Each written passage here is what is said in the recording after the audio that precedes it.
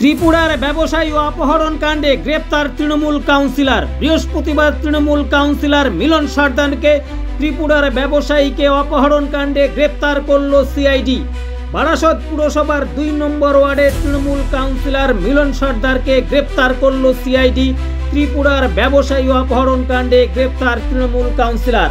September মাসের শুরুতে ত্রিপুরার এক ব্যবসায়ীকে খড়দার একটি আবাসনের পার্কিং লট থেকে অপহরণের ঘটনা ঘটেছিল।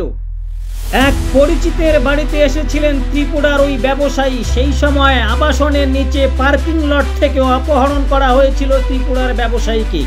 তারপর ঘটনার তদন্তে নামে পুলিশ ও পরে সিআইডি। আগেই গ্রেপ্তার করা হয়েছিল 7 জনকে। ধৃতদের জেরা করে সিআইডি গ্রেপ্তার করল বারাসত পুরসভার ২ নম্বর ওয়ার্ডের তৃণমূল কাউন্সিলর মিলন সর্দারকে। অপহরণের পর মুক্তিপণ চাওয়া হয় অপহরণকারী দলের তরফে। আর মুক্তিপণের অঙ্কটা শুনলে চোখ কপালে ওঠার জোগাড়। 2,25,00,000 টাকা মুক্তিপণ দাবি করা হয়েছিল অপহরণকারী দলের তরফ থেকে। এরপর বারাসত থেকে আহত অবস্থায় উদ্ধার করা হয়েছিল ত্রিপুরার ব্যবসায়ীকে।